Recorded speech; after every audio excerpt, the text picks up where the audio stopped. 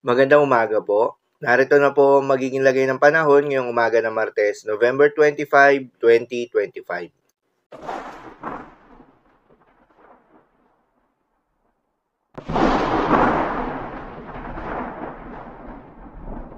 Sa kasalukuyan na ayon sa Pag-asa, bahagyang lumakas ang bagyong Verbena habang kumikilos patungo ng Bohol. Nananatili pa rin itong isang tropical depression category. Huli itong namataan sa coastal waters ng Anda, Bohol.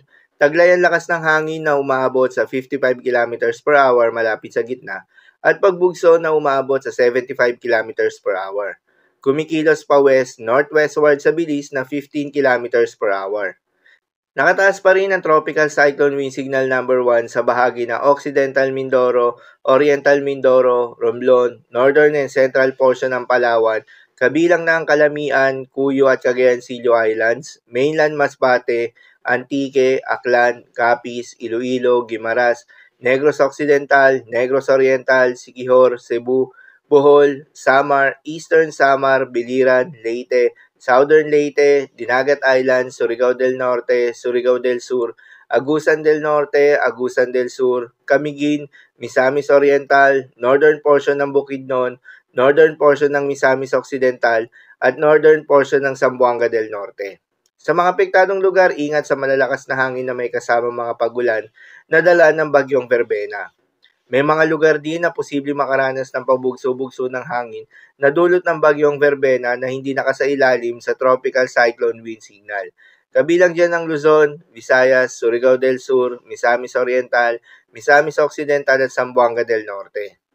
Dahil pa rin sa epekto ng bagyong Verbena, posible ngayong araw ang heavy to intense rain sa may Eastern Samar, Northern Samar, Leyte, Biliran, Southern Leyte, Dinagat Islands, Antique, Aklan, Capiz, Iloilo, Guimaras, Cebu, Bohol, Negros Occidental, Negros Oriental, Siquijor, Occidental Mindoro, Oriental Mindoro, Romblon, Catanduanes, Masbate, Albay at Sorsogon.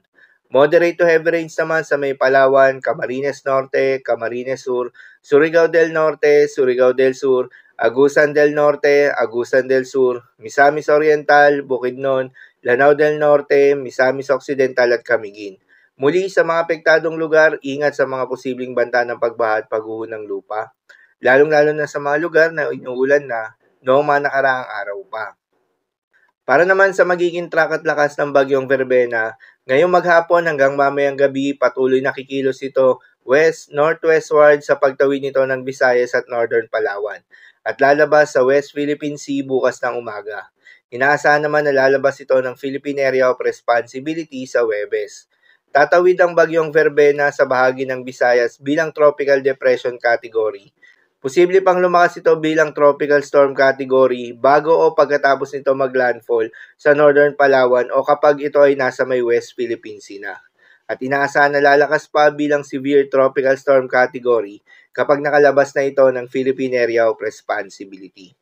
Paalala pa rin po palagi na posible pa rin ang mga pagbabago. Kaya naman patuloy lamang na magantabay sa mga update nating ilalabas, lalo na ng Pag-asa. Para naman sa magiging lagay ng mga dagat baybayin, ayon sa Pag-asa ay may nakataas pa rin tayo na gale warning sa may seaboards ng Batanes na dulot yan ng northeast monsoon o hangi-amihan. Kapag ganitong may gale warning, pinapayuhan ang ating mga kababayang mangingisda at yung may mga maliliit na sasakyang pandagat na huwag na munang pumalaot sa nasabing seaboards dahil inaasahan pa rin yung maalon hanggang sa napakalon na karagatan.